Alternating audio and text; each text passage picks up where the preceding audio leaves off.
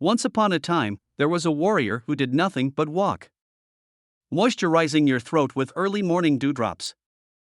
And having satisfied his hunger with the 3 petals of flowers that had just blossomed, he set about his business to go onward and onward and onward. His name was Drake. The only thing we knew about him was that he walked non-stop. He walked even in the blazing sun, in a blizzard, even on days when there was a big storm. He walked past the tongues of flame. And even when he was asleep, he didn't stop. If there were rocks, mountains or rivers in the way, anything blocking the path was cut without a second thought. It can be said for sure that from the very beginning of the journey he never sat down and rested without stopping for a single step. He continued on his way. The whole time he walked and walked and walked. His fighting ability was also getting better by the day. In the 3rd year of his wanderings, even walking in the snow his feet left no footprints. In the 4th year, he could walk on water. In the 5th year, he reached the point where he could walk without touching the ground. The places where he was became famous and the rumors about him grew. Despite being blocked by famous and prominent people and the mighty Munihan, no one could stop him. In the 8th year, he crushed the resistance of Grandmaster Tangomu Rim King Sword and his students. In the 9th year, he suppressed the devilish and bloody religion, and completely defeated the military headquarters of the entire world. But eventually he stopped because there was no way forward. He came to the very end of the continent. From that day on, people have called him the one and only GD since the Murian. Then he suddenly disappeared, leaving only Drake's sword. It's been many years. The Drake site has become a tourist destination. The merchants were selling Drake-related stuff. The inconspicuous kid questioned the authenticity of these things and exposed the scammers. The scammers got angry and attacked the young man. But he easily defeated them, and then went on his way. On the way, he met a creature who called himself the Demon King. The young man thought it was a scammer. The Demon King was angry and decided to punish the young man. But he got a decent rebuff from the young man. "Who are you?" everyone asked. "Call me Soma from Wakgal," answered the young man. "Some time ago, a vicious and terrifying demon. His master has given new life and commanded that Vakgal be protected from the threat of evil spirits. And he said that from now on he would be called Soma. It's so quiet in the city, there's nothing to do. For a small fee, Soma offers to solve all the problems of the city's residents. Rewash a bunch of plates and the owner of the diner promises to deduct money for every broken plate. Delivering heavy trees to the construction site is also for nothing. No matter how hard Soma worked, he had to live on hunger and the townspeople mocked him. To make matters worse, the catfish had a competitor, Sansu, who was just tying the ladies' shoelaces. And they'd line up in a huge line. And Soma didn't earn anything. The money just kept flying into the competitor's bowl. And there were kids who came to Soma who doubted whether he could help them and whether it was worth paying him money. The cat climbed a tree and cannot come down. Whether the catfish can cope with such a task, doubted the children. All you have to do is jump up, grab the cat off the branch and take him down. What could go wrong? Turns out it can. A branch in our hero's path. How painful to hit his head on it. Yeah, and the cat couldn't help himself and flew down. The cat crashed. The owner is crying. She wants to claim damages because it was her pet. The cat must definitely be rescued. He must heal. Only artificial respiration can raise him up. It worked. But in gratitude, the cat scratched his rescuer's face all over his face. There's a strange carriage coming down the road. Where it's going and who's in it? It's got black and white ear flags on it. Why are they in Nurum people territory? They're going to the Lower Jaws settlement. Meet the newcomers, 8th representative of the Black Ear Tower of Magic and 7th representative of the White Ear Tower of Magic. And they are looking for a villain hiding here, deciding that if they start attacking the inhabitants, she will jump out to meet them. Children play with an inflatable ball without noticing the danger. With one hand motion, the visiting team rips the ball open and lets the air out of it. They think killing these babies will make it easier to find the bad girl. But Soma doesn't agree with them. He picks up the torn ball and holds it out to the newcomers. "What are we going to do with it?" he asks. "We have to apologize. We don't usually behave like this," says Black Ear. And miraculously, in his hands, the torn ball is as good as new. The children get their ball back and are very happy about it. They can continue their game. And the aliens were wondering who this guy was that approached them. Before continuing our story, let's get to know the twins Black and White Ears better. Once upon a time, long ago, there lived a maiden of unprecedented beauty. She married the ruler of her country and got pregnant. Pregnancy was not easy for her, and the doctor said that she has twins, which are different from other children and take the life force from the mother's body. Neither father nor mother could not give up their children, and so the body of the beautiful girl quickly exhausted, her vitality was leaving her. It was time to give birth. The eagerly awaited children turned out to be Siamese twins, conjoined bodies. The mother could not withstand such a blow, who gave all her life force to these babies, died immediately after delivery. The ruler ordered all the servants not to leave his house until the children were 15 years old, and whoever spread rumors would be punished imminently. The ruler loved his children very much, but contrary to his wishes, they were characterized by disobedience and cruelty. To live apart from each other, they cut themselves apart and became ordinary twins. After a few years, the children grew up and had extraordinary abilities. The combination of the ruler's spirit power and his wife's energy caused changes in their bodies. The blonde-haired brother was capable of creating ice discs, but his movements lacked sharpness so far. The dark-haired man knew how to create balloons but had not yet learned to control his power. The ruler was advised to get rid of his children because as long as they are children, the world is safe, but when they grow up, the consequences will be very serious for the whole world. If we don't get rid of them now, blood will spill all over the Murian. However, the ruler could not get rid of his own children, and the predictions of the advisors became reality. Dark-haired boy perfectly developed his balloon skills and moss to inflate and blow up anything that came in his way. And the blonde learned to freeze everything he saw around him with ice discs. One day they brutally destroyed an entire village. The father was angry and decided to punish his sons. The sons felt no remorse for what they had done and wondered why their father was so angry. They were already stronger than the father, and destroyed him, forgetting his love and guided only by cruelty. And so 5 years after these events, Gemini Black and White Ear appeared in the town in which Soma lived. For stopping the catfish from massacring their children, they decided to massacre the catfish. The black-haired brother pouted at him, but it only caused the catfish to burp. So they decided to fight him with their fists, but the city guards came up and said that without the permission of the Murian Union, the twins can't go any further. Their rash actions could lead to war.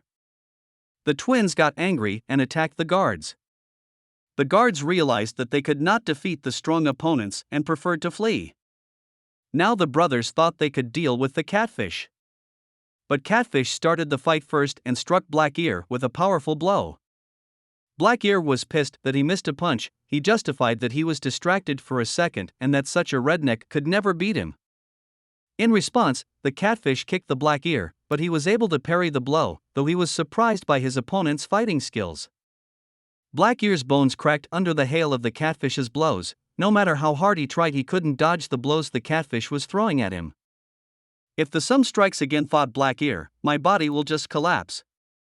Who is he? Why can't I dodge his blows? He obviously didn't learn martial arts and his movements are ordinary." Puzzled Black Ear. Soma warned his opponent that he was tired of the long fight, and now he would fight at full strength instead of holding back like before. Then Black Ear decided to use his sphere-making abilities.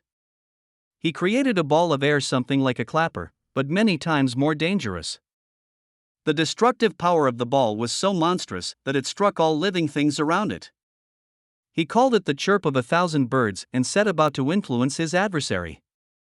With a powerful punch, Black Ear pushed his opponent straight into the huge air sphere. "This is the end of you," thought the twin, and began to celebrate victory. But what was his surprise when the smoke cleared and he saw the catfish alive and unharmed.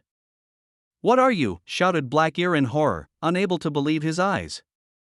And a huge blue heavenly dragon appeared in front of the Black-Ear's astonished gaze.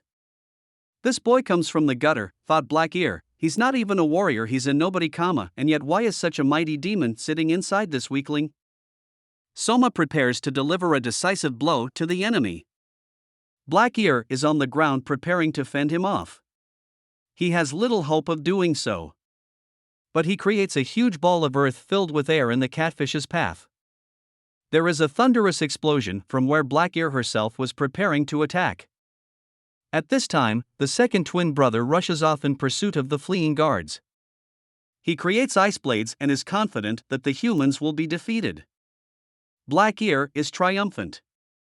He knows that no one can survive after such an explosion. But Soma emerges alive and well in the dust cloud, determined to inflict a final defeat on the enemy. The bout ended in total defeat for the Black-Ear. At this time, the guards are trying to escape from the White-Ear chasing them. They split up hoping that this will help them escape. However, White-Ear is not surprised by this. He has handled even stronger opponents. He quickly catches up to one of the guards and laughs at his fear. The grace with which White-Ear moves through the air and across rooftops is both mesmerizing and frightening. White-Ear is triumphant, but a catfish unexpectedly stands in his way. He throws White-Ear off the roof and that fall surprises Gemini greatly. When White-Ear sees his brother prostrate on the ground, he is greatly amazed. Standing in his way is Catfish, who will never let him into the city to harm the inhabitants. "I don't know why you've come to the Vakjoel," and Soma speaks, but he doesn't have time to finish his speech.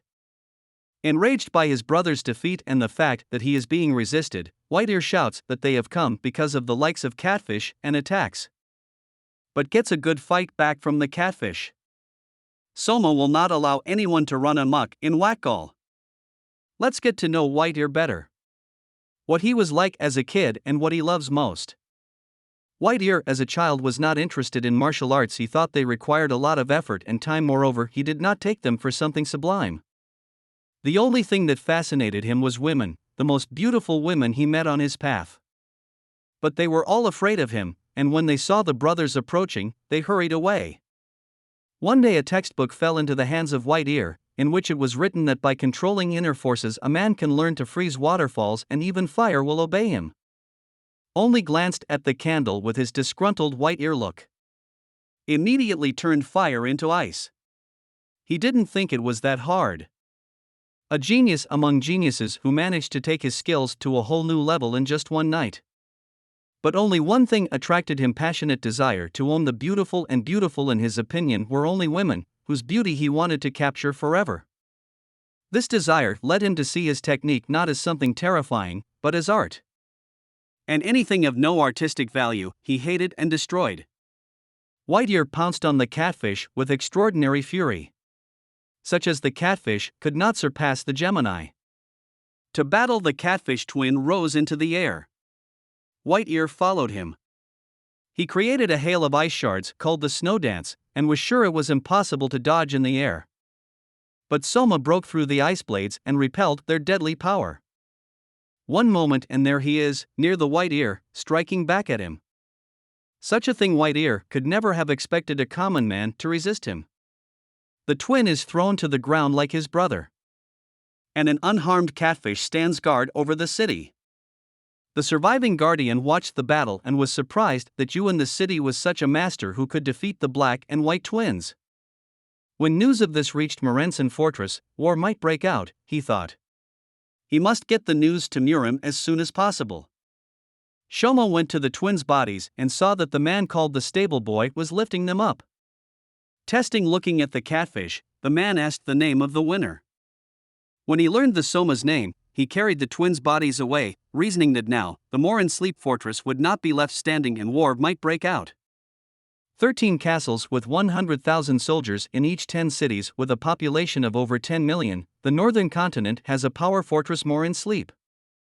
And now in the fortress, a servant runs to wake up Kwangma. Who is this Kwangma? A monster that can crush a man with just his aura. A monster that just looks at you and makes you faint. He doesn't put on armor of solid iron to protect himself, he does it for others. The 10 supreme masters of Murian Fortress gathered in the meeting hall with the twins lying in the middle of it.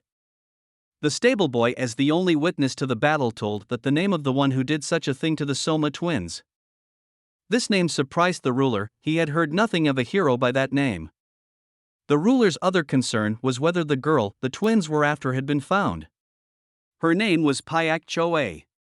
It's been a month since she left the castle. I'm pretty sure she lives in a HVAC cola. I went into the council building to see Wangma. The ruler sends him to Wakgul, even though the city may disappear after the Kwangma there. He doesn't care about the fate of the town, he wants Pek Choa's girlfriend and he demands that she be brought to him. Meanwhile, in Wakgol, residents came to the scene of the battle. And can't believe a weak kid is a martial artist of such high caliber. The Autonomous Committee on the city's population takes into account the damage the battle with the twins has done to the city. And Soma went back to his seat, sitting and thinking that now he's called a loser, an errand boy, but he has a noble dream and if the sky wills it, he'll succeed, but for now his stomach is rumbling with hunger. Meanwhile, his competitor is making more and more money. They are approached by officials from the city's Autonomous Population Committee. And they're billing me for 1,000 coins in damages. The catfish are terrified. Officials are beating the catfish. Well, since he doesn't fight back, they decide they were wrong and the twins were defeated by someone other than this defenseless kid. A battered catfish is approached by a girl and inquires if any receipt he will perform for 1 coin. The girl, as we understand it, is PC Choe, takes Soma with her. Evening. It's possible that our meeting is fated, thinks Pek Choe, but she can't believe that it was Soma who defeated the twin brothers. She decides to check on the catfish. The girl leads the catfish to an abandoned house, and hinting that it is her dwelling, invites him in. Soma is embarrassed, but the girl pushes him inside. Now we're going to see if he can survive in this haven of evil. The inhabitants of the abandoned house in full force meet an unexpected guest. Some time ago, in an abandoned house, a haven of unclean forces, there was a meeting. Pek Choa met with the spirit of the great warlord inhabiting the house. The girl said that the military training of the fortress leaves much to be desired, and it is necessary to strengthen the forces because of the upcoming war with the Murian. One of the great warlord's occupations was carving dolls out of wood, who look exactly like people. A warlord's made one of those dolls. Pek Choa tells the great warlord that tomorrow she will lure the catfish to an abandoned house.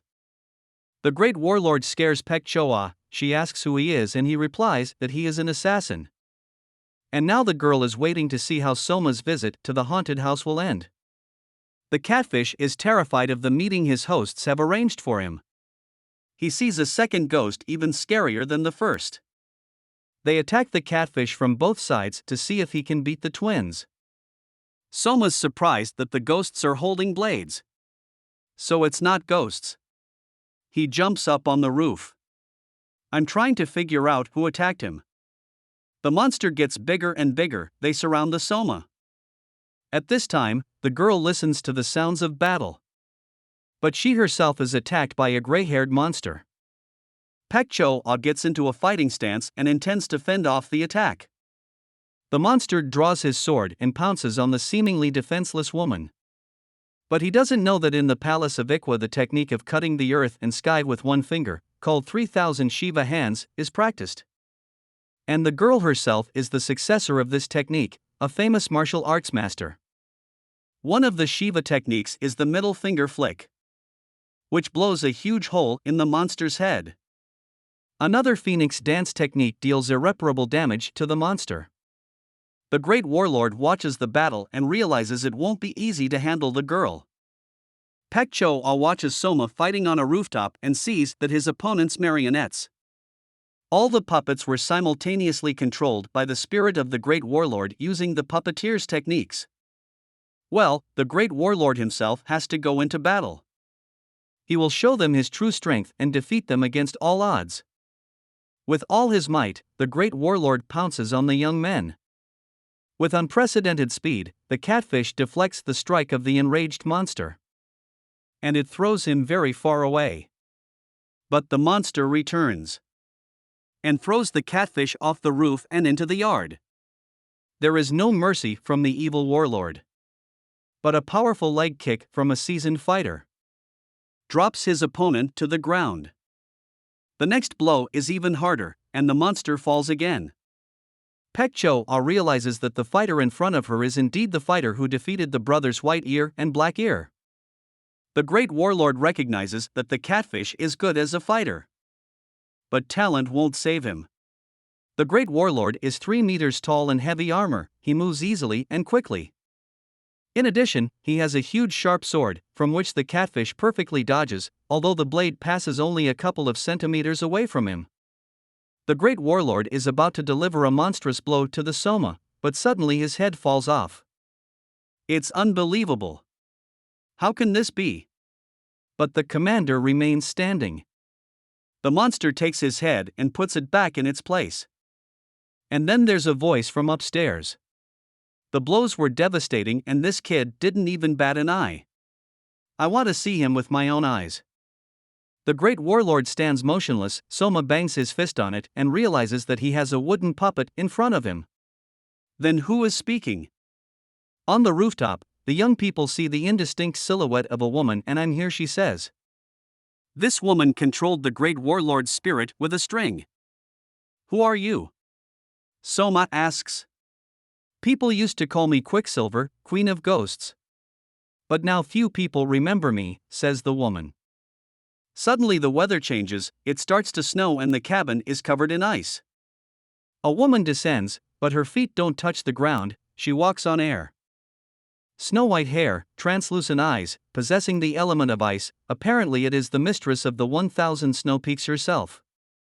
Some time ago at Murian Pek Fortress, Choa heard a conversation that there are skillful puppeteers in Wakgul who are called the spirit of the great warlord. But most likely the spirit is a puppet, it is controlled by Quickie, who likes to play with puppets. The interlocutors recalled that the mistress of 1,000 snowy peaks had organized a massacre in Murima 100 years ago. Few people survived that time. It was the mistress of the snowy peaks who created the technique of freezing objects. Pek Cho-ah, I'm amazed at the power this woman has. No matter how strong a catfish is, the magic of the mistress of the snowy peaks is impossible to deal with. At this time, the mistress of the snowy peaks was marveling at the beautiful night when the moonlight is silvery and the clouds float peacefully, and she did not notice old age knocking at the window, calling her to come out under the moon and see the native lands. And you young men, she continued, by all means entertain me. And she assumed her true form. Soma knew nothing of the mistress of the snowy peaks. But he knew she was very powerful. He didn't know what to do to entertain her, but he realized that his companion had been lying when she said the house was hers and that the real mistress of the house was now in front of him. He tried to explain that he wasn't responsible for causing the damage at the woman's house. But Quickie threw the Soma back with one blow, knocking it against the wall and piling it with debris. And wanted to talk to Pek Cho-ah. She wanted to know if she had learned the 3,000 hands Shiva technique somewhere. It is a secret technique learned exclusively in the palace of the Ichwa and is inaccessible to mere mortals. The mistress revived the great warlord and he attacked the girl. The girl realized she couldn't win this battle. And said that the palace of Iwa was destroyed 10 years ago and the little girl from that palace was left to languish in the Murian fortress. Distraction. Pek Cho-ah was preparing to attack the mistress of the snowy peaks. But the third technique is the yellow dragon fist. Couldn't hit the mighty sorceress. Mistress of the snowy peaks applied the snowflower technique to it. And Pek Cho-ah felt the ice shrinking inside her, her breathing stopped and she felt like she was going to die. Quickie continued asking questions. You are the girl who miraculously survived under the rubble of the Iqua Palace. The mistress of the Snow Peaks said that only 3 women could fight her as equals.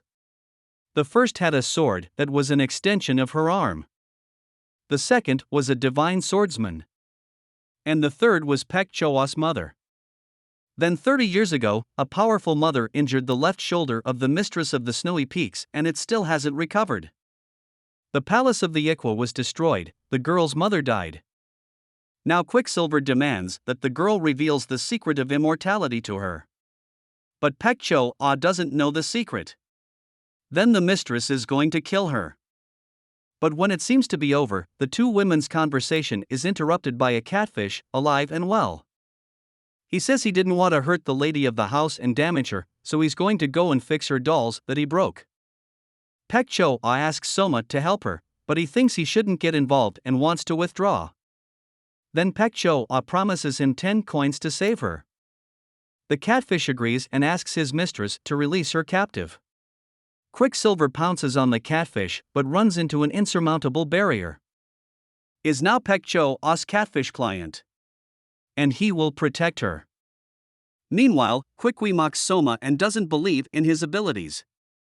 She intercepts his stabbing fist. But I forgot that the catfish has legs that hit harder than the arm. The hostess lies in a deep knockout, and Pek Cho is free. The Mistress of the Snowy Peaks can't anticipate the catfish's movements, and she doesn't understand. How can he get to the point where he can knock her out effortlessly? She raises her great warlord spirit puppet and directs it to fight the Soma. But even though she gave her doll even more power, it's just a puppet that Soma strikes mercilessly.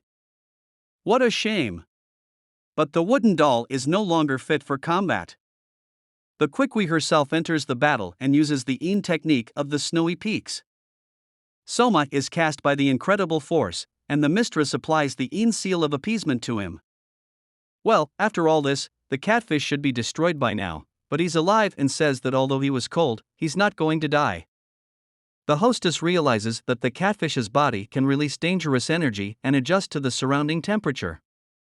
She asks Catfish who he really is, to which Catfish replies that he doesn't know. Well, he's probably just an errand boy. Soma has a martial art whose movements are impossible to learn and whose movements are impossible to predict. Quicksilver once encountered such a thing.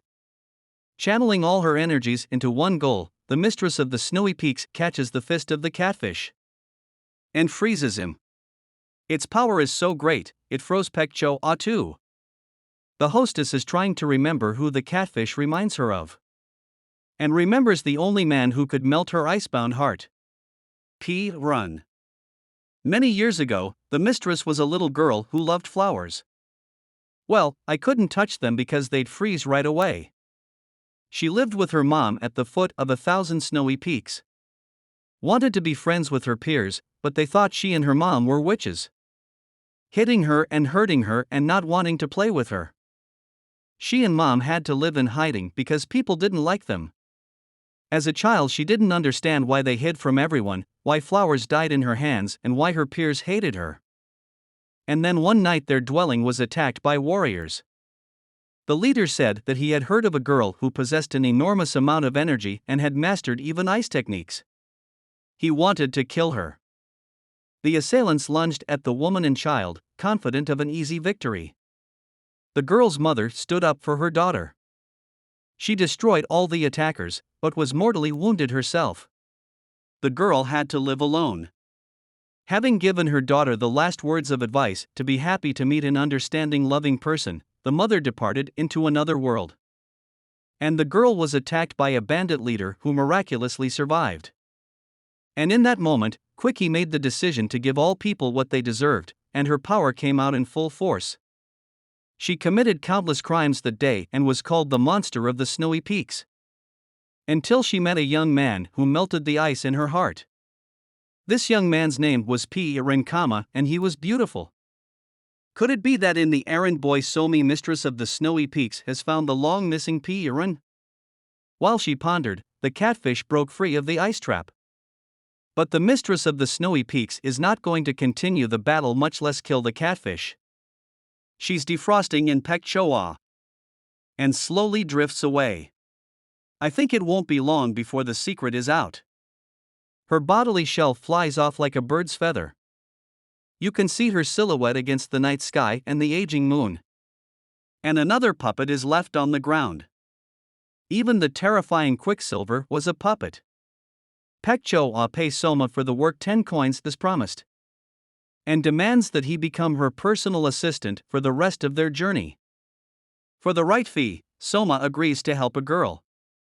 Meanwhile, in Wakjoal, catfish competitor Sunsu sat alone at his workstation. A knight in armor came up to him and asked about the catfish. Soma is sitting here, but he's not here right now. And who asks him? The 6th representative of the fortress, Murian Kwan Mo, is looking for him. I can't prevent a war, but I'll stop you. Sunsu suddenly turned into a formidable warrior. Don't get in my way, you little bug. I'll crush you. I'll crush you. Knight rumbled. But from the first blow, Kwang Mo realized that his opponent wasn't weak at all. Destructive heavenly dragon strike, great power to cut through boars and lightning with a sword. Until now, no one but the founder could fully grasp the technique. Many years ago, Gangnam City. In a wealthy house passed down from generation to generation, a late-born child was born whose facial features were beautiful but whose body was small and shrunken. The child was named Pai Ryu. The father sent messengers to find the best medicine in the whole world for his son. Until the age of 13, Pai Ryu received medicine, the cost of each of which was commensurate with the cost of a palace. This kind of spending led the family to ruin. At last the boy was 15 years old. From the clutches of a fire-breathing water dragon he was presented with a fiery divine orb. And from a millipede living on the north side of the icefall, an ice god ball. PR's body began to change strangely. He needed a lot of water. He fell into a pond and the water boiled. After 5 days, the body iced over and the waterfall froze. Miracle medicines helped the boy achieve harmony of yin and yang and the 5 elements. But his father's rich house became a poor man's hut. The father called the 12th elder Murian to his home to be his son's coach. An elder saw the boy's ability and took him on as an apprentice. The destructive strike of the heavenly dragon, the powerful strike of the black dragon, you are facing the leader of the Murian's secret military unit, Pai Ryu. The opponents were strong. PR had the upper hand. Then Kwang Mo would strike hardest. Kwang Mo's armor, forged by the finest craftsmen, conceals unfathomable strength and incredible speed. In the matter of zeals, all kinds of poisoning will not be easy to fix with him. His mentor taught Pai Ryu all 9 basic techniques, but warned that he would be able to excel in 3 of them. The first, the Northern Dragon Strike. The second, Tiger's Crushing Blow. And the third is the destructive Heavenly Dragon Strike, a powerful ball-handling technique that can be used to chop a rock in half with a single strike. In a battle against such a strong opponent, Pai Ryu might need all 3 techniques. Meanwhile, the unsuspecting catfish was fulfilling all the wishes of his new mistress. The battle between Pai Ryu and Kwang Mo continued. The opponents were equal in strength. The leader of a secret military unit, Murian, has mastered the technique of destructive heavenly dragon strike to perfection. But his opponent has the ability to spray poisonous vapors. Breathe near him, you inhale them and leave this world in them. His fist became poisonous and his armor melted. The Pai Ryu techniques taught by his mentor are flawless, he is fast and strong. But in this armor the enemy withstands all his attacks and strikes with his poisoned fist. Kwang Mo is furious. He only wanted to kill the catfish and get Pek Choa, but he faced a stronger enemy. But Pai Ryu is already exhausted, because his enemy is one of the strongest warriors. With a powerful leg kick, Pai Ryu knocks the helmet off Kwang Mo's head and exposes his head. Immediately, Kwang Mo applies a devil seal devastating blow, which PR has a hard time dodging. Kwang Mo sprays a dangerous purple-colored poison called corpse with burning bones. Within an hour, this poison will envelop all of Wakgal and the exhausted people will fall into eternal slumber. It seems that the fight is coming to an end and PR's defeat is inevitable. His enemy is too strong. But from the last of his strength, Pai Ryu applies a crushing tiger strike capable of cleaving the heavens and the associated third base technique of thunderous separation of heaven and earth. And his sword strikes the enemy. Total defeat of Kwang Mo, the 6th representative of Murian Fortress. Even in his blood was a monstrous purple poison. Pai Ryu commands Murian's military squad to body up and get his workplace in order. He retires to rest after a hard-fought battle from which he emerged victorious. The leader of the secret military unit, Murian, there is no limit to his power. Meanwhile, Soma made a pact with Pek Cho-ah to work for her.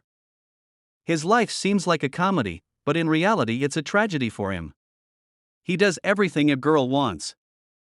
Cooking, laundry, cleaning. Those are his main activities all day long. Back in Wakgal, Soma sees a break in the wall, which surprises him. But he doesn't care because he's working too hard without a moment's rest. And he remembers the famous phrase tigers won't try to eat even if they're starving to death, so he decides to leave Pek Cho-ah. But under the contract herself can't walk away without a hefty penalty for shoddy workmanship. At the same time, a meeting of all representatives of the 5th representative of the Murian fortress was held at the Murian fortress. And the 4th representative of the Murian fortress. They couldn't believe that the best warrior Kwang Mobad ended up dead. The 3rd representative of Murian fortress believes that there is a real monster living in Wakgal and the ruler must deal with it. Ruler Un Kyum Hong says he's put up with annoying people for too long. And in 10 days, he and his associates will go to war. Teacher P. Ryu has heard rumors of his great battle with Kwang Mo. Teacher is worried because it is not clear what further action Murian Point Fortress will take. It has already been 10 years since a rogue killed the Northern Celestial Emperor and captured Murian Point Fortress. Since then, they have developed fangs capable of devouring a Murian at any moment, and nowhere is safe anymore. Meanwhile, a council of 12 elders had gathered in the Murian. Only 5 of them could make it. The rest were busy. They remembered a time when people worked their lands in peace, if not for the chaos wreaked by the Dragon Emperor under his command of 13 lords and 100,000 troops. There are many towns in the Ghost Valley. If they join forces with the Murian fortress, not even the Murian troops will be able to stop them. The imperial city of Murian and the heavenly kings are so busy that it will be difficult for Murian to fight without their help. If the master of the Ghost Valley Great Warrior is a man of immense strength to join the fortress of the Murian. The elders sent a letter to the master of the Ghost Valley to be delivered by the vice-general of Murian, Li Gang Ak. At the same time in Wakgal, Pek Cho-ah was asking Soma about what his first memories were like. Soma vaguely remembered the girl who had given him his name. Who the girl was he didn't know. Pek Cho-ah wondered who Soma really was. He easily dispelled the ice spell. Its tremendous strength can move and lift rocks weighing a ton. He's immune to the poisons that Pek Cho-ah sprinkled on the food to test the catfish. She tells Sonia that soon the Murian fortress will start a war against the Murian, and there is no telling how this war will end because the forces are almost equal. In Murima, the Council of Elders discusses an informant who was working for them in the fortress of the Moraine Point. It was a female, in exchange for information she asked for personal protection. Is the second daughter of Royal Palace Yua Bek Choa. She managed to escape from the Moray fortress and is now in Wakgal. Murian Vice General Li Gang Ak is arriving at PR's place. He says he's on his way to Gwi Honggu, the master of the Ghost Valley. But first, he has a case in Wakgal. Pek Cho-ah must die. This news leaves PR stunned. Vice General Murima tells Pai Ryu that Pek Cho-ah was the informant who told him that the Murian fortress is preparing for war, and she is the only survivor of the Yua Royal Palace. And the last person to use the Phoenix martial arts is the second daughter of the ruler. The Murima aren't sure if she's telling the truth, but they know she's up to something. Soma also asks Pek Cho-ah who she really is. 10 years ago, 2 sisters of the palace owner's daughter lived in Awa Palace. The older sister taught the younger one the Phoenix Claw technique, which she herself was fluent in. The little girl worked hard and finally she got it. That same night she heard the guards talking that the lost Phoenix was in the palace and all the masters had gathered there. She realized that the castle was under attack by assassins in the corridors and fights broke out between them and the guards. And the older sister ran to the younger sister's rescue. The sisters ran outside and saw their mother fighting the greed-blinded masters who had betrayed them. The mother shouted to the eldest daughter to save herself and rescue her sister. But Putin was blocked by a huge thug and big sister threw herself at him. The youngest was so scared she ran for her life, and when she came to, she realized she was the only survivor.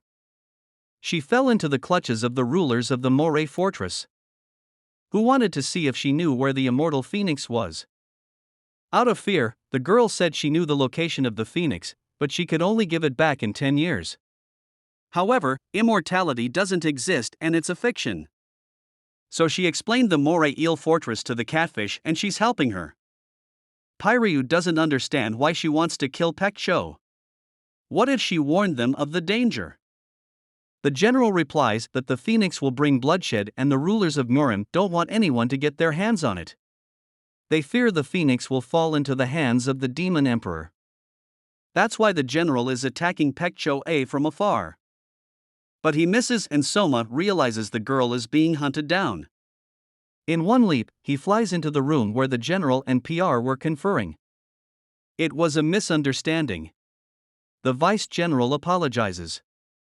You almost killed her, outraged Soma. Let's have a fist fight. That's a hell of a blow from the catfish. The general's head is through the ceiling. I don't know what your relationship is with Pek Choa, but if you don't want to die, stay away from her, exclaims the general, and Soma senses the danger coming from him. The fight continues, but neither opponent can defeat the other. The battle drags on and PR decides it's time for him to step in and stop the carnage.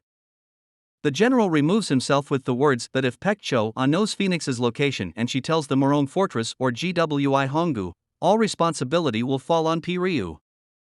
But Pyrrhu stops him and says that the vice general never called him by name, so he demands that the man impersonating the vice general identify himself. Yeah, it's a little frustrating, I didn't expect this turn of events, says the supposed vice general. With his sharp blade, he cuts through the air and prevents anyone from coming near him. I thought I could fool you. I think I overestimated my abilities. Now the question remains, if it's not General Li Gang AK, then who is it really? I don't care who you are, PR says, but your impersonation of the vice general and the fact that the Murian scroll is real says you met the real Li Gang Ok. Where is he now? What a bother it is to hide one's identity, the stranger laughs without the slightest bit of fear. Even you two will never be able to handle me, I'll crush you. The two strongest fighters rush into battle with a stranger to find out where the real vice general is. Pek Cho downstairs watches the fight move to the roof of the house. It's very hard to hit John Doe, he's masterful at fending off punches from both fighters. Eventually John Doe gets fed up with it all and is about to reveal his true identity. In his true form, it will be easier for him to defeat both opponents. Standing in front of the astonished men is Blue-Eyed Asha, the Murian GWI Honggu martial arts master. He turns his attention to Soma, and he wonders who was able to erase Soma's memory and seal his true power away. Soma replies that he has no idea what he's being told. But he doesn't mind going on to fight the greatest martial arts master of all. He's not afraid of a fight. Soma prefers to talk with his fists and a powerful punch to the jaw. Kicks out his opponent so he punches through the ceiling again. Their opponent is one of the 10 greatest martial artists in Murima. To defeat him, you must put your life on the line. PR applies all the martial arts techniques he knows. But they crash against the master's might like waves against a rock, nothing can damage him. Enemies are at each other's throats. Can they destroy each other? The lightning-fast dragon sword technique that has never let PR down in all his battles is useless. The master of Ghost Valley catches the sword with his bare hands. Pyrrhu is close to defeat. The Hone techniques in his opponent are no match for his own techniques. Soma enters the fray, but senses that the rock is easier to penetrate than his enemy's defenses. The blows that Gui Honggu makes are precise and merciless. Pyrrhu's wounds from the battle with Quang Ma have opened, his sword is broken. The catfish lies crushed to the ground by a huge wooden beam. This is the end. But he who already considers himself a winner rejoices early. A live unharmed catfish rises and unleashes a blow of unprecedented power with a huge log on his enemy. Seeing that his opponent is quite serious, Gwi Hongdu offers him a deal. From now on he will just stand still without using his hands. And the catfish will try to knock him down. If Gwi Hongdu makes a single movement with his hands to stop the catfish, then he has lost and will not harm Pek Choa. Soma strikes his opponent with a fist straight to the forehead. Without moving from his seat, the master of the ghostly valley begins to shout, and the sound of his voice like a lion's roar knocks the catfish off its feet. The catfish's second attack also goes nowhere. But the third punch is so strong that he has to block it. Gwi Hongdu promises he'll keep his word and won't hurt Pek Choa today. In order to discover Soma's true identity, Gwi Hongdu unleashes the most powerful techniques that Heavenly Mountain possesses on him. 10,000 rivers that the catfish also endures. An infinite flow of pressure and unmeasurable pressure that presses down on the Soma. And there before the master of the Ghost Valley stands a huge glittering and formidable water dragon. So this is what is the form of innate chi in Soma, its natural innate chi. Even though the demonic emperor's needles had pierced into Soma's body, his chi was still strong, but he had not yet learned how to control this monstrous force. The catfish's gaze, his movements are more akin to the behavior of a monster than a human being. But Gwi Hongdu doesn't see the catfish's unlocked potential. He easily calculates its movements and is disappointed by what he sees. Finally, he gets bored with it and in one swift move brings the strong water dragon, and with it the Soma, to the ground. Trying to engage an unbeatable foe.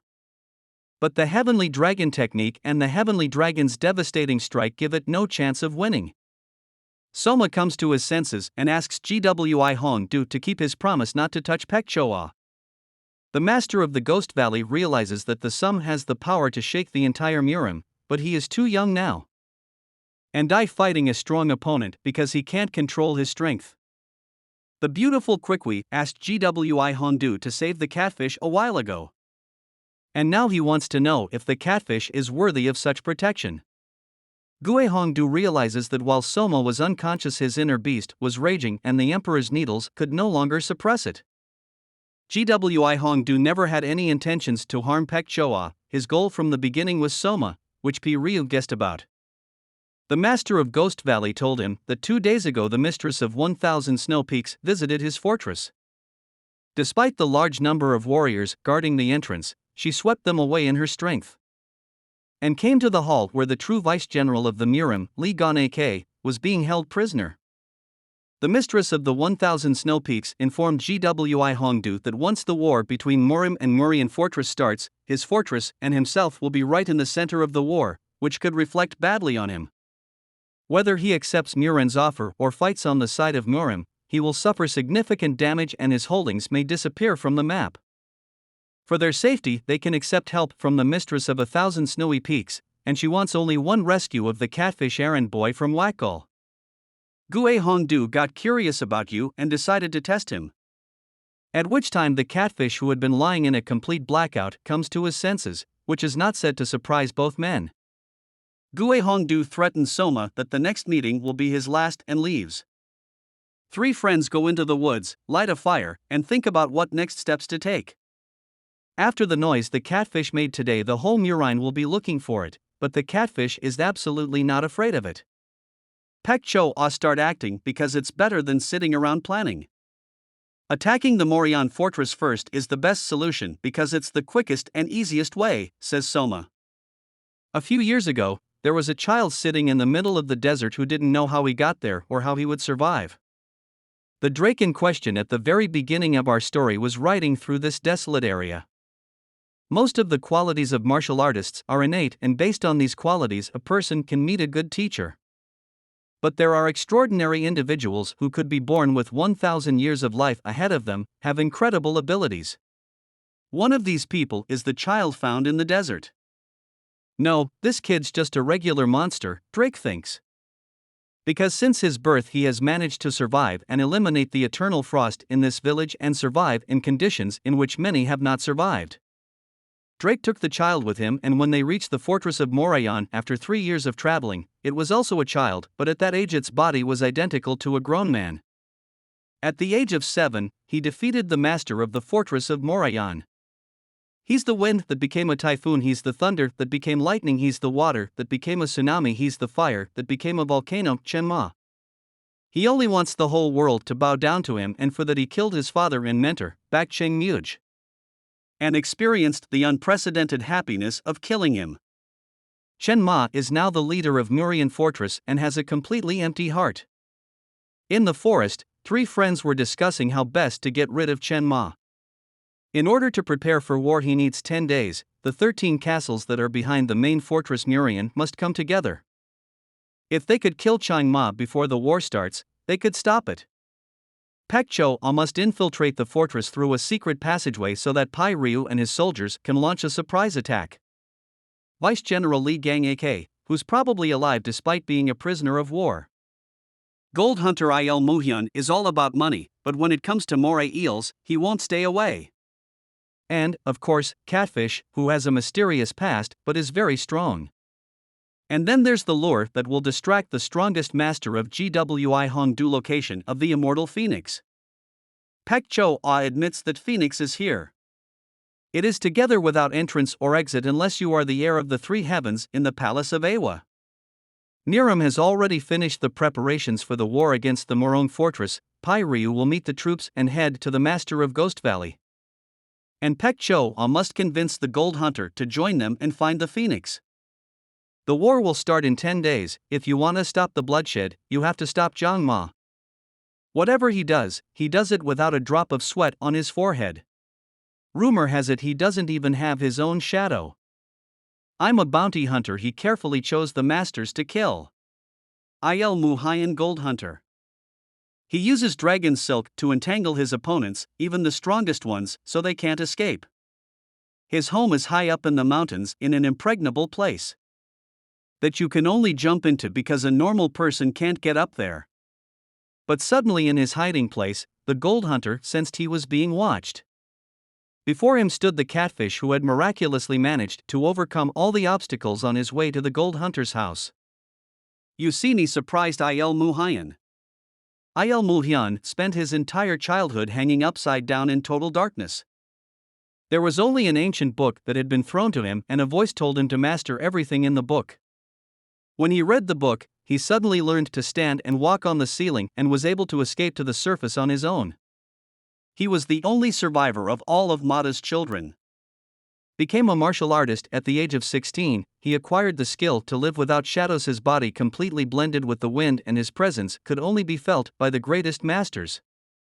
And now some kid sees him perfectly well and even thinks he's crazy. The Gold Hunter decides to get rid of the strange and unpleasant guest. He uses the dragon silk technique, but the Catfish sees the thread and bites it with his teeth. Il Muhyun is amazed by Soma's skills because it's impossible to see how he uses the thread. When asked who you are, Pek Cho answers, he is my servant. Pek Cho tells a Gold Hunter about a plan to infiltrate a moray eel fortress, and promises him a reward of 1,000 gold coins if he helps them. Soma is surprised at the amount.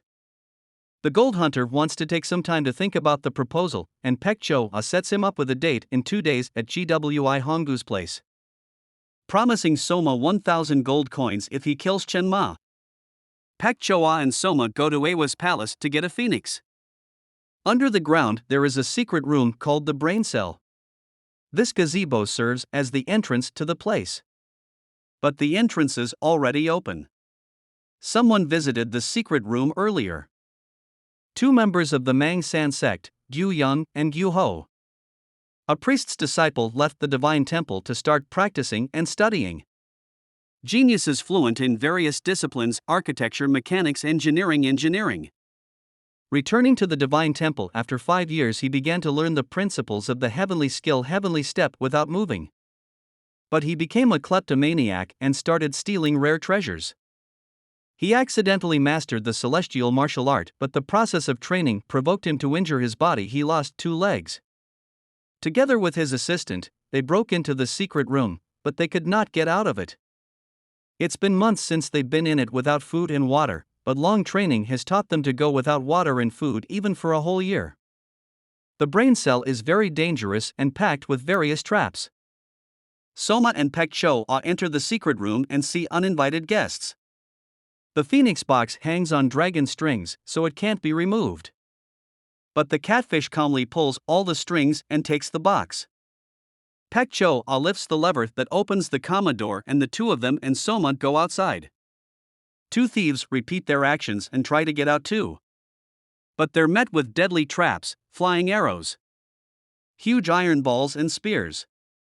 But thanks to their strength and agility, they pass all the dangerous traps. Soma and Pek Cho are on their way out of the gazebo with a big box. To their great surprise, the two thieves follow them out alive and unharmed. Friends are surprised that the thieves were able to survive for months in a locked room without food or water. Pek Cho opens the box to see if the phoenix is in there. But the box contains only a sign that the box belongs to the heiress of the Awa Palace. The thieves want to take possession of the box and are threatening the catfish. They know where the phoenix is, but they don't want to tell, so they rush into battle. They use the heaven step technique, a technique few on Earth have mastered. Every blow that is unpredictable is deadly. Soma can easily block any, even the strongest blow. Soma defeated the thieves and took all their loot. Now he and Pek Cho are filling in for the master of the Ghost Valley, Gwi Hongdu. The thieves decide to go after them, since the catfish has taken all their treasure. Meanwhile, on the only road leading to Gui Hongdu's dwelling, the travelers were waited for by two warriors of the Morong fortress. They said that once they get the captured Pek Cho to the fortress, they will receive an amazing reward and promotion in rank. There was a river running near their ambush, which made the place perfect for an attack. Because one of the warriors was a water ghost, and only elite masters could grapple with him in the water. The second warrior was to take on the captain of the Murian Pai Ryu. PR waited for his companions on the bridge and wondered why they were late. They finally showed up with the disappointing news that they came without the phoenix. Which means that Ghost Valley Master Gwi Hongdu might refuse to come to their side, and it would be hard for them to save the vice-general. The attack of the warriors in the Murian fortress was swift and unexpected. Although PR's lightning-fast movement of the sharp ball sliced his bandaged opponent in half. He regenerated instantly because he was a high-level master. And entangled Pai Ryu in his strong and stiff bandages. Bound Pai Ryu could not move. Meanwhile, Pek Cho was attacked from the river by a water ghost, who chained her up in a flash. The girl didn't even have time to react. With these chains, the water ghost is going to drag the girl down the river to the fortress of the Murian. He's already triumphant. Pai Ryu yells for Somi to rush to Pek Cho's aid, and Pai Ryu will deal with his opponent on his own. After tearing the bandages that bound him, PR fights a dangerous opponent. The water ghost swims to the Murian fortress, and on a chain behind him floats a bound Pek Cho. Her main job is not to drown and to get her hands free by any means necessary. Catfish at breakneck speed, chasing a water ghost with his captive. The water ghost swims to the boat he's hidden, and with his victim long since unconscious, jumps into it. Well, just kidnapping a girl and taking her to Murian fortress won't let a water ghost Soma. One lightning-fast movement of the catfish and the boat is half destroyed and the formidable enemy is thrown far away. He thinks that in the water element, in which his power is multiplied, he can easily defeat the inexperienced boy. "Don't come near me," he says to the Soma, "by your actions you are only digging your own grave." But a catfish can withstand the pressure of a huge water squall without any strain, and appears above the water surface, humiliating his enemy. He will not allow him to rise. The water ghost uses all its power to slay the catfish. Well, even underwater, catfish can fight back and create water vortexes that even a master of such high rank as the water ghost can't overcome. The 9th-ranked master of the fortress Murian water ghost lost the battle that was fought by an inexperienced boy. On the shore, Pai Ryu also defeats the master of the 10th rank of the Marine fortress. The battle is lost. Pai Ryu reviews those treasures that were stolen by thieves in various places. Among many treasures he sees a sword which in legends is called the Grim Reaper. Ryu tells his warriors to distribute all the wealth to the victims in Wakgul and to recruit all the men there who can wield a sword. Meanwhile, the Quiqui mistress of 1,000 snowy peaks comes to the crypt in which the tomb stands. With one mighty blow, knocks the heavy stone lid off the tomb and opens it up. Out of the coffin rises the same mistress of 1,000 snowy peaks who is no different from Quicksilver. The rescued Pekcho tells Soma about all the dangerous warlords of Murian fortress. Once Chenmont killed his father and teacher Emperor Bakcheng Mudrake, he took control of the Morayon and other masters began to join him. Among them is a martial arts master whose strength is as strong as their leader. Ruthless, he makes it his hobby to kill people. His name is Lightning Sword. 9 heavenly gods she drinks the blood of snakes and bathes in blood. A psychopathic phantom who enjoys drinking and killing. We have to get victory not just to prevent war. Well, and to make sure they all get the punishment they deserve. Pekcho isn't sure if she can defeat any of these monsters, but altogether they can defeat the monsters. Suma decides to go to the Murian fortress alone, and Pekcho must meet up with Ryu and the others. Quiqui and her twin came to Gwi Honggu's castle to release Vice General Li Gang because then Muram will pretend nothing happened. The ropes that bound the general are broken and he's free. Ryu with Pekcho approached the Ghost Valley Master's castle and was unexpectedly joined by Gold Hunter Il Muhyun. He hates the Emperor of Fortress Murian and agrees to help Muramu. Suddenly the Vice General appears in front of them. He is amazed that it is a small group of people who want to attack the Murian fortress. The general has a tense relationship with PR. They don't like each other. And he doesn't know the others and says it's impossible for them all to attack the moray eels. The news that Soma has gone to the Murian fortress alone terrifies the whole company. Meanwhile, Soma alone approaches the gates of the impregnable fortress of Murian and demands that the soldiers on the tower call Emperor Changma to him. The guards angrily reply that if the catfish wants to live, let him go home. Soma realizes there's nothing to talk about, kicks down the gate and enters the fortress. Murian fortress army thinks Muram has launched a surprise attack. To repel the attack, a squad of armadillos of armored warriors in armor-plated armor. The captain of the battleships is ready to fight more warriors, but sees the fortress attacked by one boy. Soma says he's only interested in Emperor Chen Ma of Murian fortress. And then the whole squadron of armadillos rushes to the catfish to destroy it. The attack was not successful, the whole squadron of armadillos being scattered by the catfish in one blow. Stands the Silver Corps, the most accurate archers in the fortress. Catfish easily dodge chains with sharp points on the ends. And from huge cast iron cores with spikes that could flatten any man. The captain of the Silver Corps is fluent in the use of such a corps.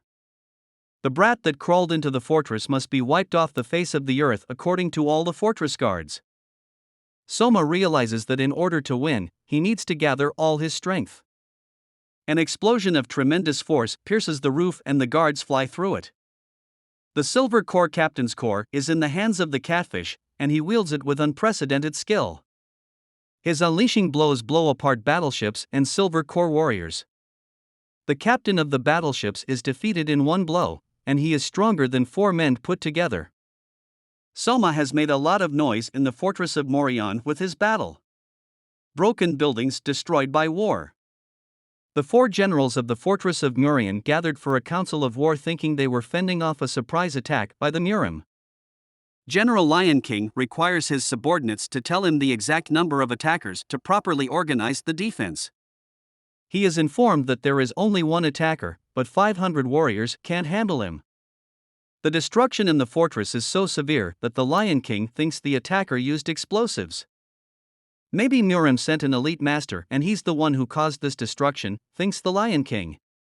They've already lost half their army. He goes out into the courtyard and sees the ongoing battle between the Soma and the warriors. Sama is clearly winning and has no intention of stopping in pursuit of his goal. The Lion King and his generals go out to meet the Soma, to fight him back. But Soma says he's here to meet Emperor Chenma and has business with him. It makes the Lion King laugh. It's impossible for such a ragamuffin to meet the great Chiang Ma. One of the generals is going to use his sword and get rid of the impertinent boy for good.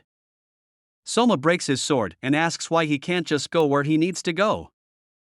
The Lion King thinks this has gone too far and he never thought he'd get his hands dirty with a brat like this. He strikes the fifth claw of the Lion King, from which no one could escape. But the lowly boy intercepts the Lion King's arm and deflects the blow. What a firm grip! "Are you a boy trying to challenge me?" exclaims the Lion King. It's unbelievable, but Soma is on par with the strongest warrior in Fortress Murian. Under such a force, the tower in which the two opponents are fighting begins to collapse. The Lion King is losing his last strength. The power of the catfish is unbelievably huge, but the Lion King has no intention of retreating. Instantly drew his sharp sword, shouting that he would allow no one to mock himself. To the great surprise and horror of the catfish, he cuts off his own hand. The four generals realize that if they don't stop Soma, in the run-up to the war, it could threaten to defeat Fortress Murian. Soma decides not to retreat and not to give up, and for this he needs to use all his strength to defeat the skillful and trained elite fighters. At the same time, in the palace of the Ghost Valley's master, Gwihongu and Kwikwi say that Soma has been pierced by the demon emperor's needles and that these threads are suppressing his true power. Only those who have attained heavenly power can remove these needles. Heaven, earth, earth, wood, to steel, fire, fire, water, lightning, wind, gravity, but if you take the needles out in the wrong order, it will cause inevitable death. But a catfish can escape death if it has unusual determination and genes. Both interlocutors notice that the catfish has a unique body, it can utilize the power of nature. And these 5 needles can come out naturally with his inner strength. That's not all though, and Quickie says she's noticed Soma's chi slowly awakening. Although he sometimes loses consciousness for a moment, his body adapts to all the changes. And if Quicksilver is right, then Soma is like a newborn baby, but a baby whose body goes beyond what's possible. And he's getting more and more interested in Soma. Who is this boy? Where did he come from? Soma continues to fight the warriors and feels lightness in his whole body, feels boundless power. He becomes faster and stronger, his senses sharper than ever, he can anticipate every move. He can now clearly see the power that martial artists call chi. It's as if time has slowed down for him. Very slowly he sees the strikers striking. It's front to back, from the bottom and top at the same time. And he's not going to lose now or any other time. At Fortress Murian, for generals are defeated point, they could not resist the power of the Soma. The Lion King, who lost his arm, is going to commit suicide. When asked by Soma why he is doing this, the Lion King replies that because of the defeat, everyone will now die at the hands of Chen Ma. The emperor is holding the Lion King's wife, mother, and children hostage, as well as the relatives of the all generals who are in the fortress. Soma holds up the Lion King's sword and promises that the man who dies he will be Chen Ma, not the Lion King. We just have to wait and Soma will defeat the emperor and free all the hostages. The Lion King believes Soma, though he knows the emperor cannot be defeated, but he orders the warriors to go with Soma. Catfish friends walk into a ruined 7th Moray Eel fortress. They see many wounded soldiers who have lost morale, but there are no dead among them. They meet the Lion King and he tells them that the catfish left about 2 hours ago. Now the small party must hurry to catch up with the catfish. It's almost impossible to break through the main fortress of the Morayan Point. It's surrounded by the Great Wall. It will be difficult to cross the drawbridge, which is heavily guarded. The gate is made of iron and is 1.5 meters thick, but that is not the main thing. Anyone who enters the fortress will encounter an iron demon master guarding the center gate. The number of soldiers in the fortress is over 2,000 men led by an iron demon. They are invincible. The Murima squad decides to move on its own regardless of what the Soma does. Soma and the warriors of Fortress 7 approach the fortress and see a giant gateway. Iron Demon thinks the boy who came to the gate is very funny. Iron Demon asks the stable boy if he knows the boy who came to the fortress. The stable boy says it's the catfish who defeated the twin brothers. The Iron Demon tells the warriors of the 7th fortress to make camp on the western plains. The warriors ask the catfish what he's going to do. Soma says he's going to beat Chenma, and the warriors are very surprised by this. To get into the impregnable fortress, the catfish grabs a spear and throws it. It's so lucky that it falls into a gap in the masonry just above the iron gate.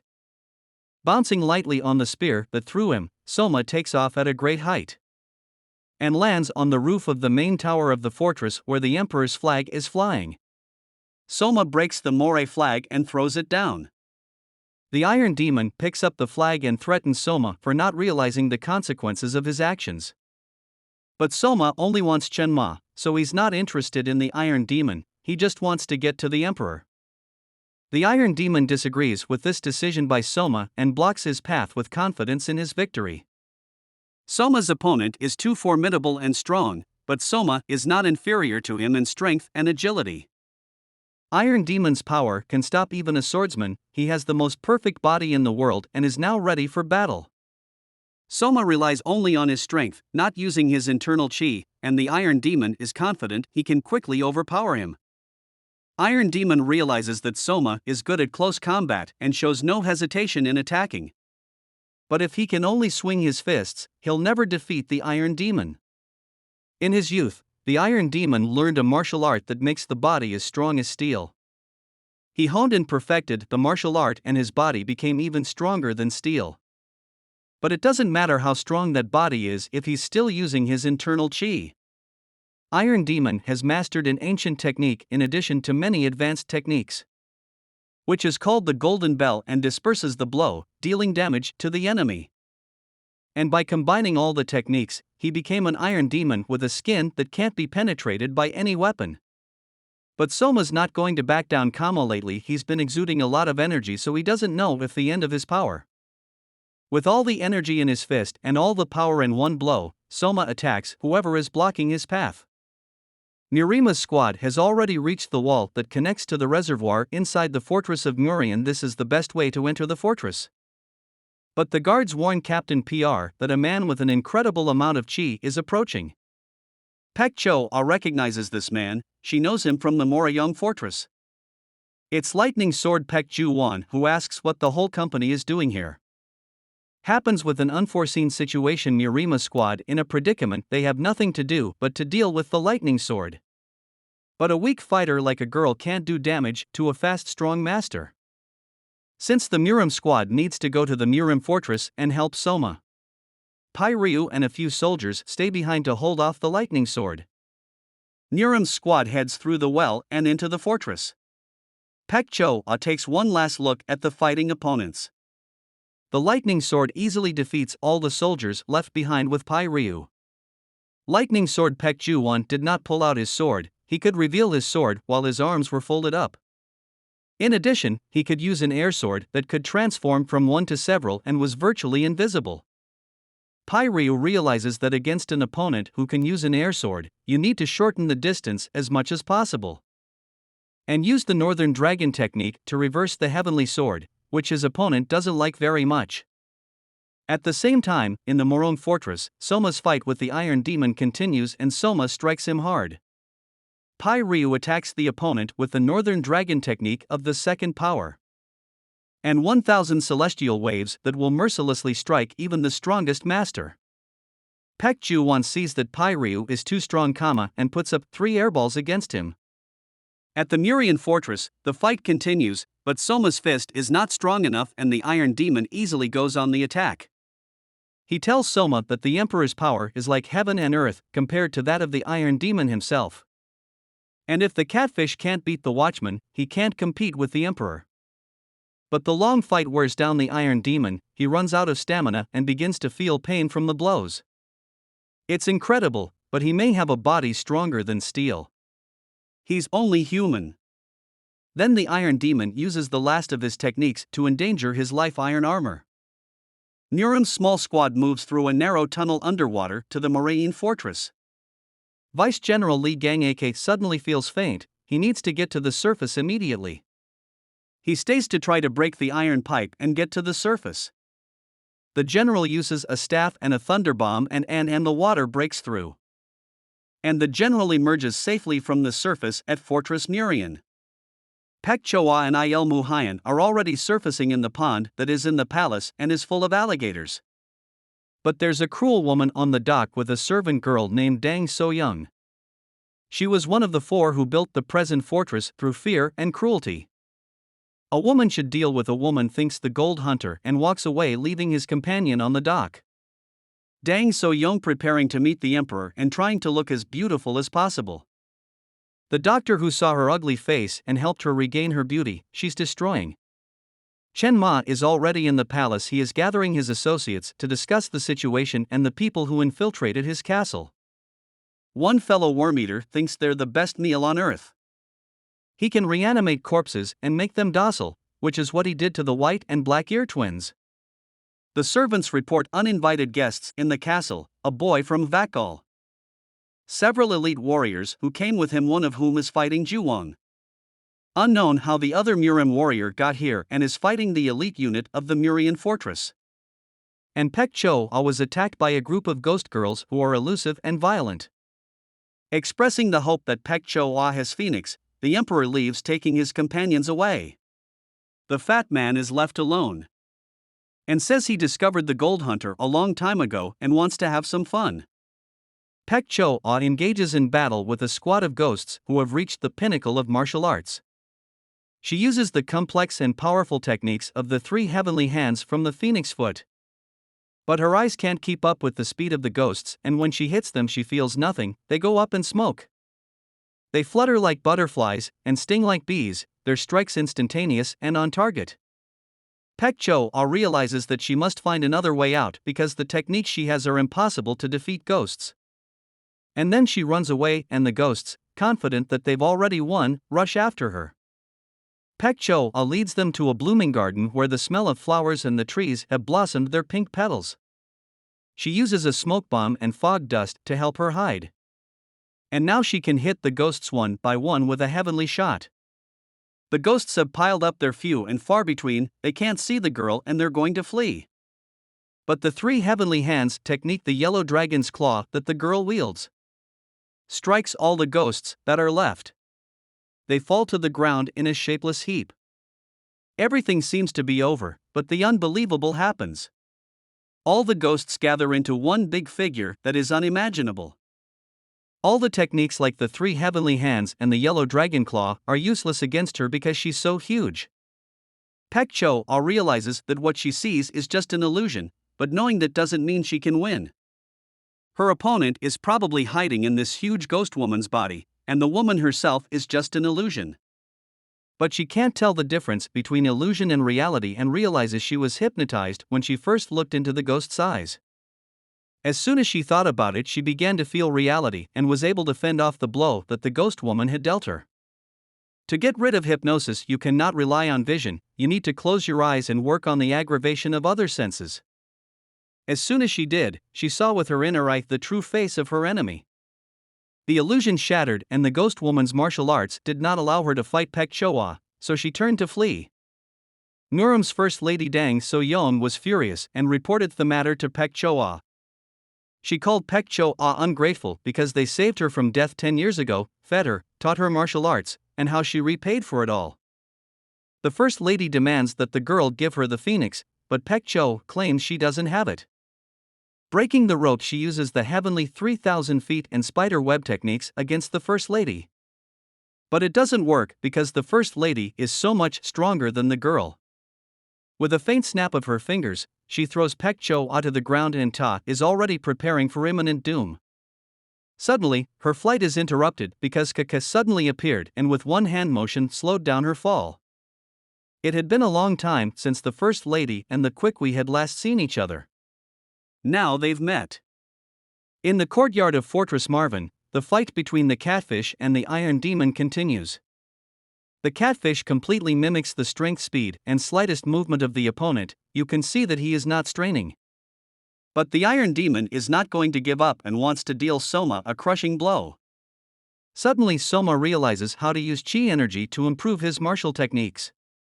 Directs all energy into his left hand, which is now very different from his right hand, and strike the Iron Demon with such force that it flies straight into the Iron Gate and remains hanging motionless. The old stable boy meets the catfish and says he never imagined that the catfish would win. He was worried that the Murian fortress might fall apart before he had a chance to fight the Murim. At Soma's request, the stable boy agrees to take him to Emperor Chenma. In the building of the Moraine prison, Vice General Li Gangake fights 4 strongest executioners who are called or anchor scissors and bell. These are the weapons they wield. Nurima's vice general is bravely leading the fight, but he is too slow and his movements are easily read by the executioners. The most dangerous among them is the anchor executioner. His martial arts are great for attack and defense, but he doesn't use his chi. After calculating all the weaknesses of the opponents, General Murima strikes them the strongest blow with his battle staff. The blow reaches its goal. All the ruthless executioners are defeated, and the vice general leaves alive and unharmed. The old stable boy brought the catfish to the gloomy palace of the Emperor of Murian Chenma Fortress Emperor. The Emperor is ready for this meeting. He's interested in seeing the Wakgal errand boy. Soma meets a monster who was a child, wiped out his own village and killed his own teacher when he was 7 years old.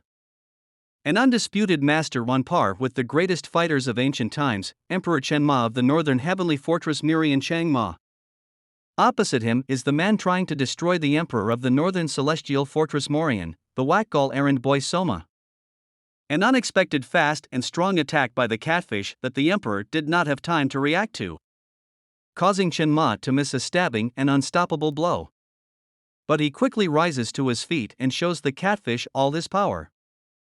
He holds a whip, which he wields with consummate skill. The whip is wrapped around the catfish's neck and he can't tear it because it's made of unusually thick and tough leather.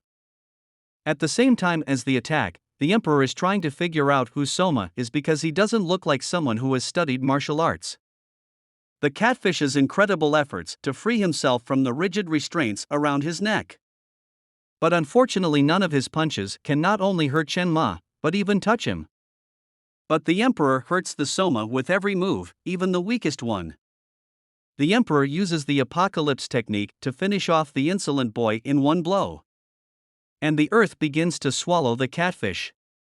Now he can't move because his legs are trapped. The earth has already swallowed the catfish almost whole. He can't take it anymore.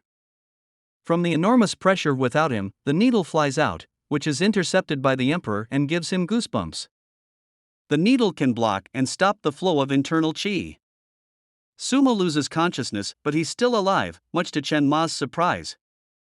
The more powerful you get, the more animal instincts come out. You're just ruining everyone's life. There's no point in your existence. Some woman demands an answer from him and asks why he doesn't answer. Wild man lived at the mouth of a river, fished and fished on instinct. One day he was found by a woman accompanied by 2 companions who couldn't believe it was a man she knew long ago. To see if it's true and if it's the right man, they caught him and tied him up, chained him up. The monster's rage was boundless, nothing could hold him back. Gathering all his strength and all his unspent anger, with a single movement of his muscles he broke the chains that bound him to the woman who attacked the monster from above and stuck a needle into it to block its chi was able to subdue it. One needle wasn't enough, so strong and fierce was the man she'd known so differently before. Now she's become master of the subdued monster and has decided to give it a new life. And demanded that he apologize to those who suffered because of him, experienced things worse than death and pain until the end. Didn't live like the monster in the mountains alone in his own world. He blended in with the lower people and was invisible. And from then on the woman said, "Your name shall be Soma." With these memories, the catfish is freed from the earth that has restrained it. And Chenma is surprised to note that the catfish's strength increased dramatically when it lost the needles restraining it. The speed with which the catfish moves, its increased strength allows it to deliver the heaviest blow to the emperor. Although Chenma realized that Soma was completely different than he seemed, but he expected less, and didn't think the boy was that strong. Now the jokes are over and Chenma starts fighting in earnest using the 10 whirlwind technique. The demon's whirling fist, which helps him strike Soma with a mighty blow. But Soma blocks all those blows, he can disperse them so they don't hurt him in the slightest. Regardless of all the techniques the emperor used, Soma managed to give him the strongest blow and drive Chenma himself into the ground. The emperor rises up. He is enraged and kowtows to stake his life to defeat his opponent whom he underestimated.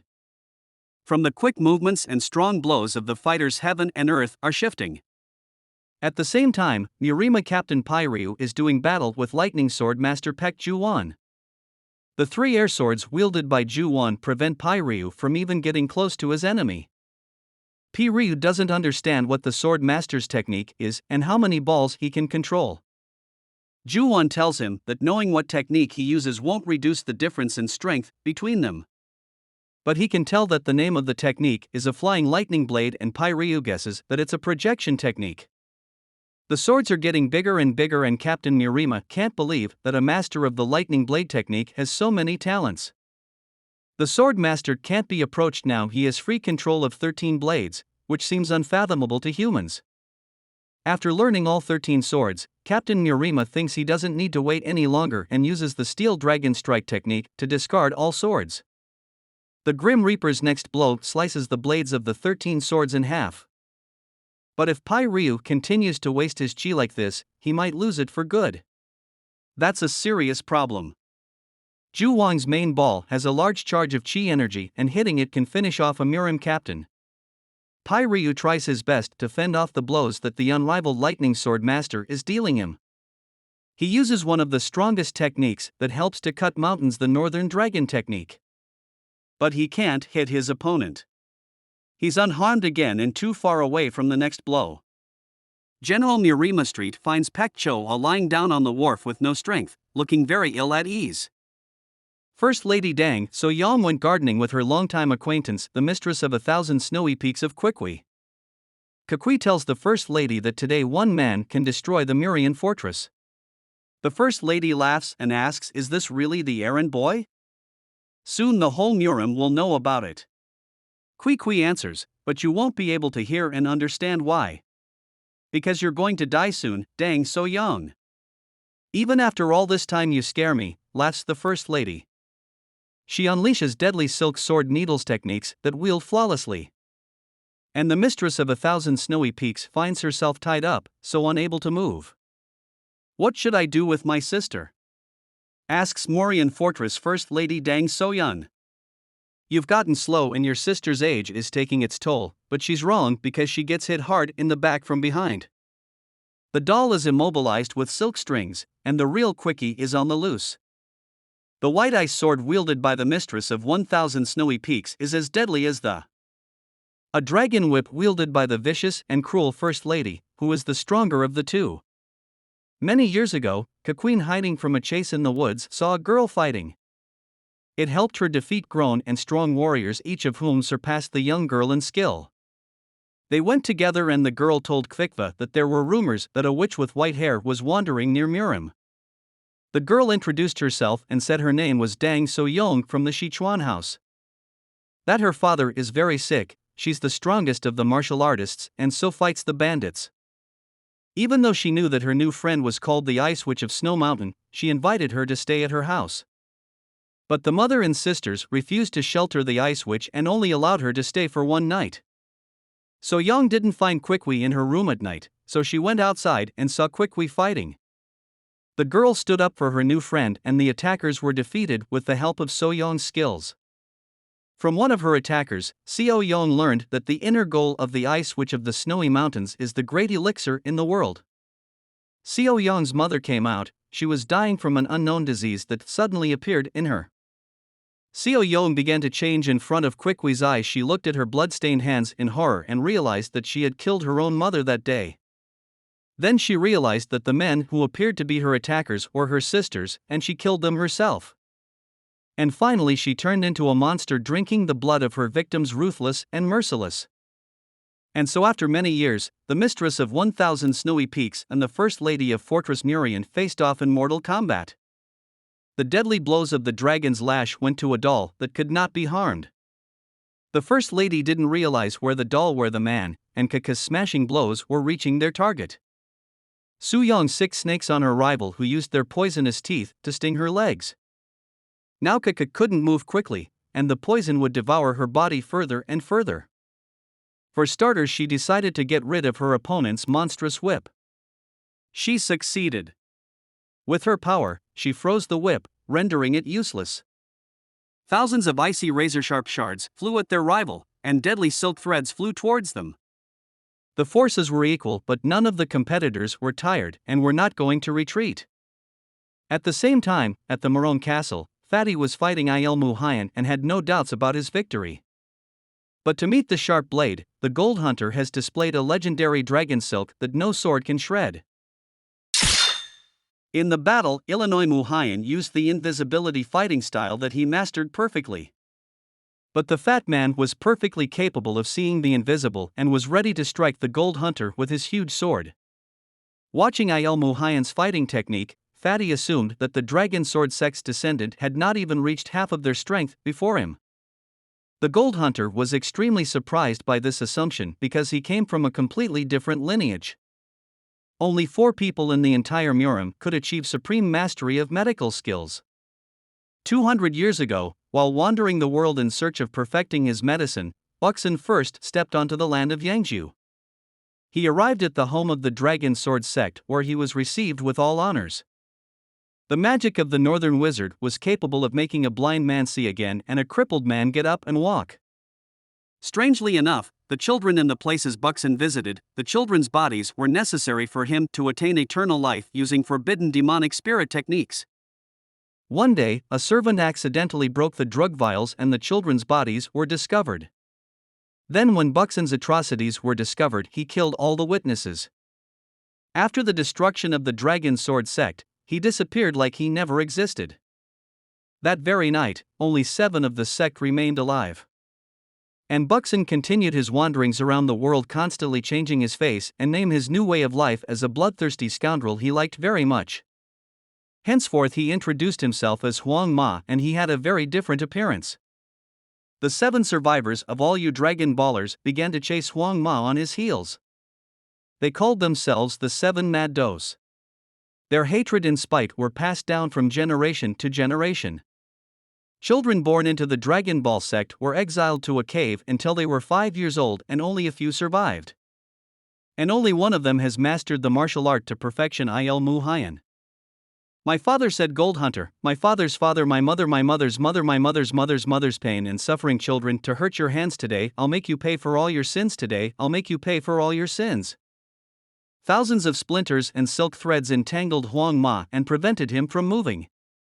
At the same time, Vice General Murian and Pek Choa were waiting to see how the 2 rivals would end up fighting. Dan Soyeon destroyed an entire city and blamed it on Quickwiki, who was hated by the people, Vice General said. The battle between the Hua man and the Gold Hunter continued, and Fatty was able to get out of the threads. The fat man set upon Muhayan the dead men of steel whom he had raised from their coffins with his skill. But Muhayan shredded them with his sharp claws and they became safe for him. Then the following phantoms of the Mad Master pounced upon him, their bodies full of poison. They were quickly neutralized by the Gold Hunter too, thanks to his mechanical claws. Then Fatty unleashed 2 demonic twin brothers, White Ear and Black Ear, on the battlefield. But Muhayan's help came from Pek Choa, who couldn't stay away and had to fulfill her duty to the end, and also Vice General Murian. They took over the battle with the twins, and Muhayan should concentrate on Hyan Ma. The battle was hard and bloody, but the fat man was caught.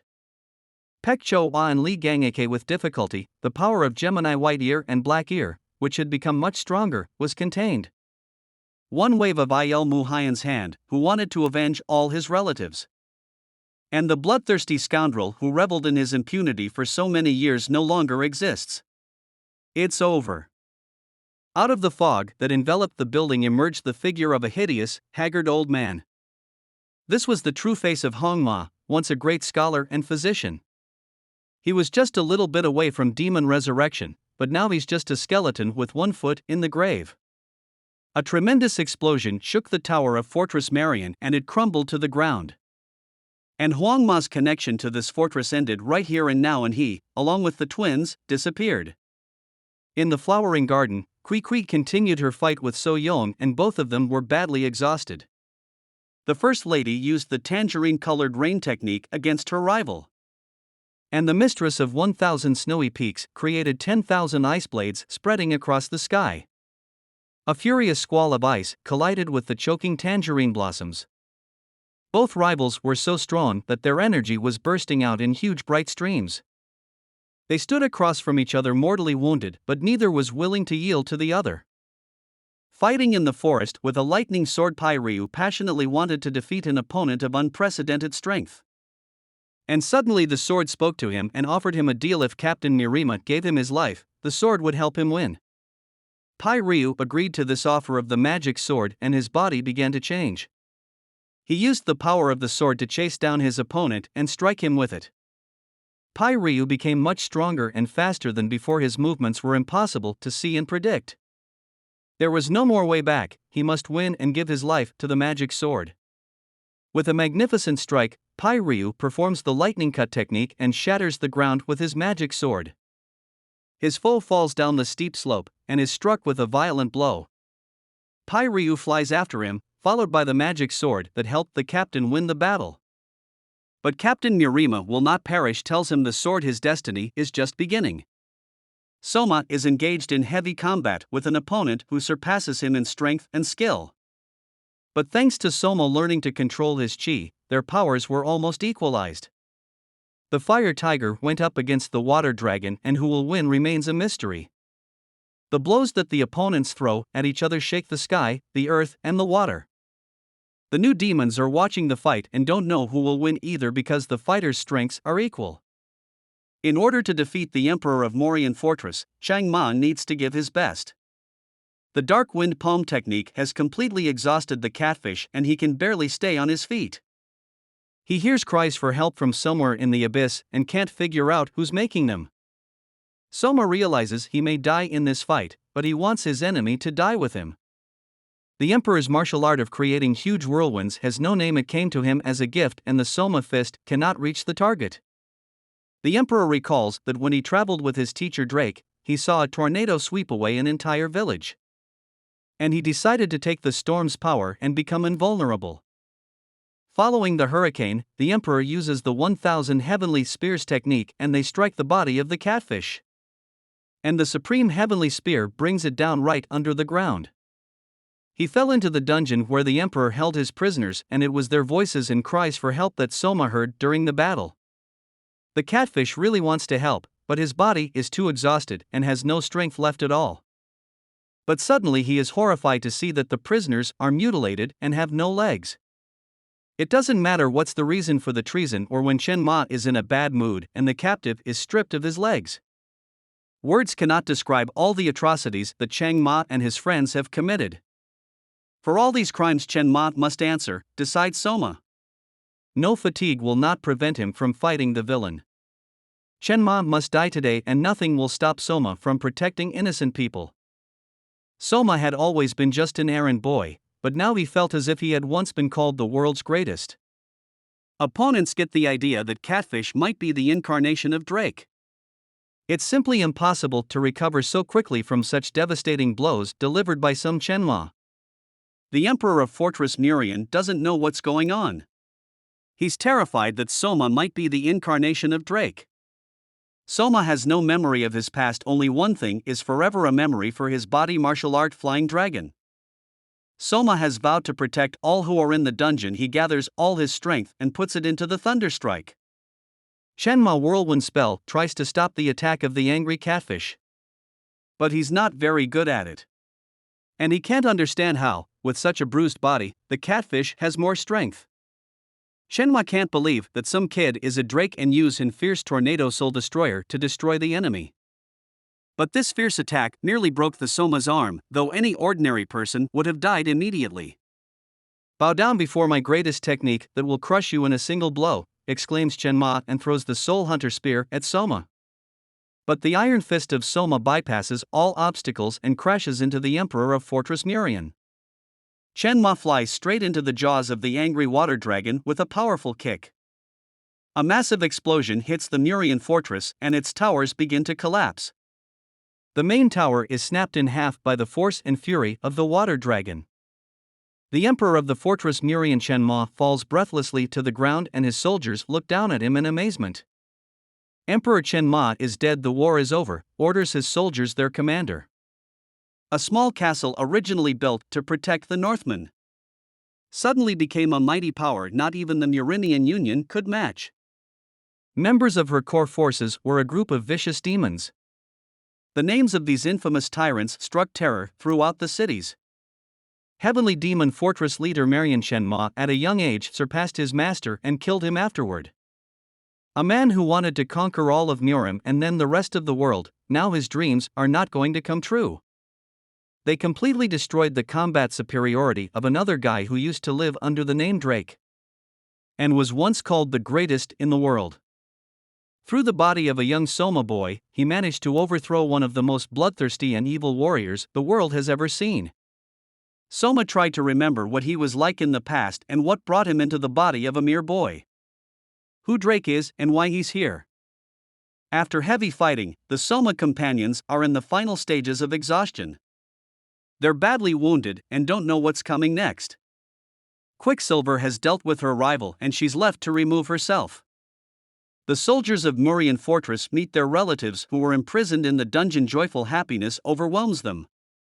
The catfish is badly injured, all his bones are broken, but he's showing signs of life. The soldiers decide to take him to Drake's hometown of Vakgol to be treated there. Captain Ryu is being treated by the best doctors and is on the mend already. If it hadn't been for the bravery of a small unit, the war would have been big and bloody. Pek Choa is also in the hospital. She has deep wounds, but they're not life-threatening. Soma is under the care of an experienced doctor and the doctor says that Soma's body is constantly absorbing energy and Soma will not die. The Emperor at the Union Murian Post Eagle brings a letter from Vice General Li Gang aka that the Vice General himself, Captain Ryu, Fortress Girl Marian Pek Choa, Gold Hunter Il Muhyun, and an unknown young man named Soma toppled Shenma with all his elite soldiers. The war is over. According to other warriors and locals, the catfish is the missing Drake. At the palace of Awa, Pek Choa visits his mother's grave and promises to find the barbarians who destroyed their palace and take revenge on them. In Vakgol, the people are rejoicing over the fall of the hated Murian fortress. People are thanking the defenders because they'd had an awakening from a centuries-old nightmare. But autumn has passed and winter has already come, but the catfish has disappeared and has not returned. Pek Choa is sad and thinks they will never see the catfish again. The cold wind blows from the mountains, everyone wrapped tightly in warm cloaks. The girl's sadness is getting stronger and stronger. And suddenly a voice very familiar to her: pay off your debt at last. A whole 1,000 coins promised to be repaid immediately after defeating that devil. There's a catfish sitting in a tree, healthy and happy. What a joyous encounter! New adventures ahead.